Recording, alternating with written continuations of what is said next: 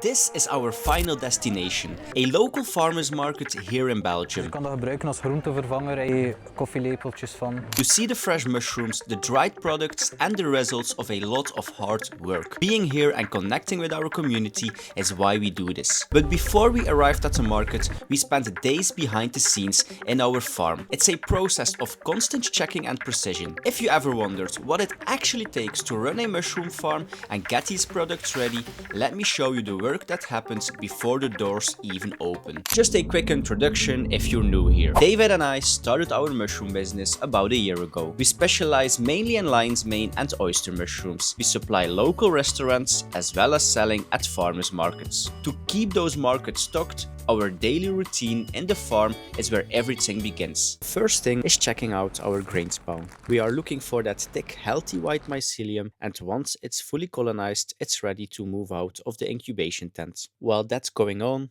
new grain bags are in the sterilizer and the substrate bags are cooling down in front of the flow hoods. Lately, we've been producing enough grain spawn, which is really good for us.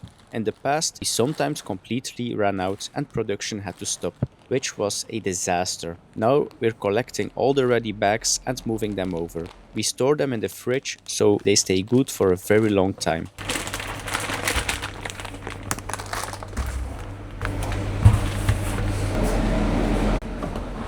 After that, it's time to check the substrate bags as well. We look for white mycelium around the bag and we also keep track of time. Some bags are already ready and can be taken out, but we are also working with a new strain. It looks ready, but it actually needs to stay in longer. Here you can see a bag that is fully white, but still needs about 1 more week in the incubation tent. After removing all the ready bags, we place them on the table closer to the grow room where they will eventually go. Before that, we prepare them for fruiting, because we want them to start spinning.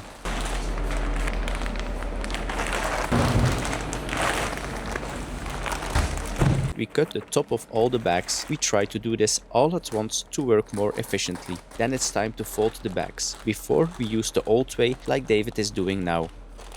Now I show the newest folding technique where we leave much less air inside the bag so it becomes almost airtight. It takes some skill, but we are happy with the results.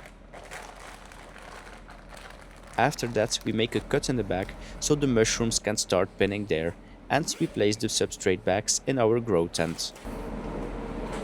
For the new strain we use a different cut, more like a small window. Since this is an oyster mushroom, our experience shows this works best. And then the bags go into the tent as well.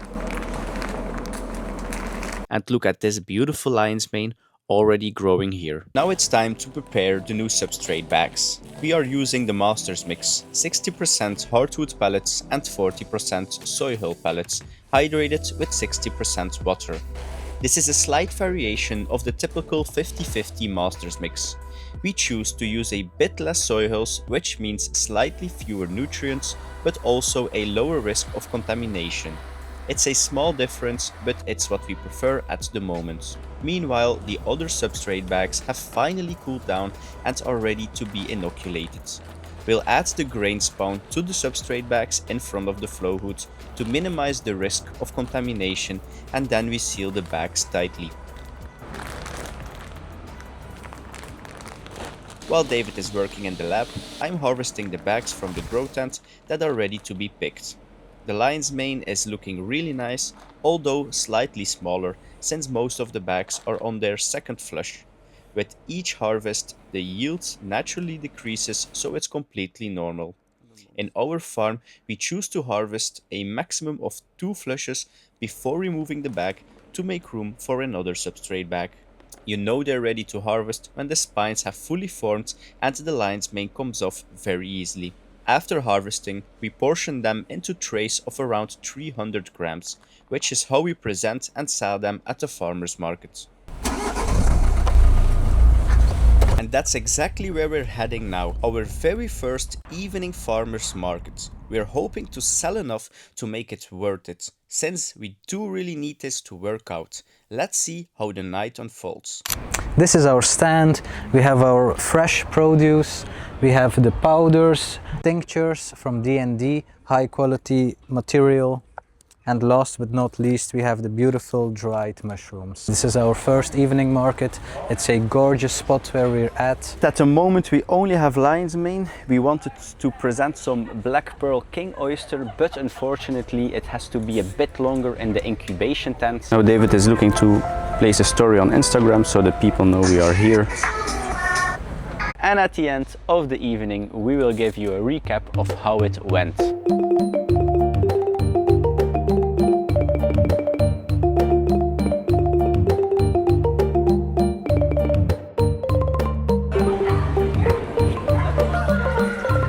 Goudbruin. En sommigen doen er een beetje boter en een beetje peper bij. Ja, dus je kan dat gebruiken als groentevervanger in je gerecht. Ja, wel, het is voor Jan, maar die twee zijn puur voor in soepen, in sauzen, als diktemaker. Ik doe daar 2 koffielepeltjes van. Alright, so I just made a sale. It's 1 tray of fresh mushrooms together with a packet of the powders with garlic. Yeah, so she will walk around and at the end she will come back to take it. So we're gonna prepare it and put it aside because I think we will sell out before she will be back. So this is some traditional Belgian music, like you can hear.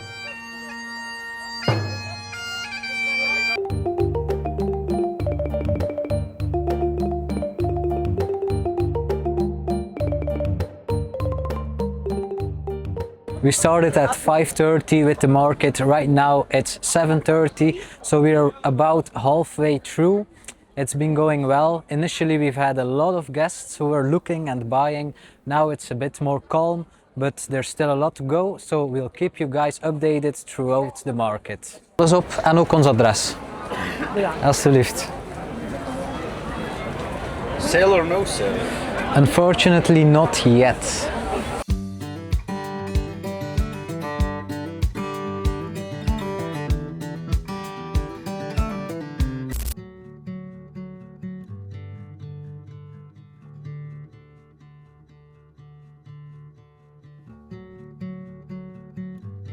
We're wrapping things up for today. It was a great day. We sold all of our fresh mushrooms, which is always a fantastic feeling. We came with a lot of powders, but we only have 2 left, which is also great. We sold a few tinctures. However, the tinctures moved a lot slower on this market.